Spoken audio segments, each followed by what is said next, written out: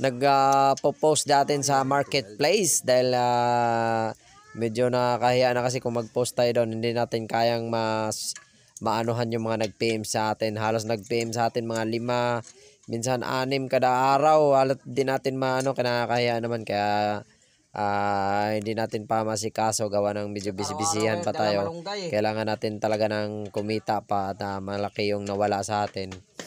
Yun, at pasensya na kayo sa mga hindi ko man na-replyan kayo, pero unti-unti ko naman na-replyan yung inyong mga comments. Yan mga boss, nigpitan na natin. Clockwise lang paghigpit yan. Medyo dandahanin nyo lang boss hanggat maaari. Ingatan nyo, huwag nyo masyadong higpitan masyado.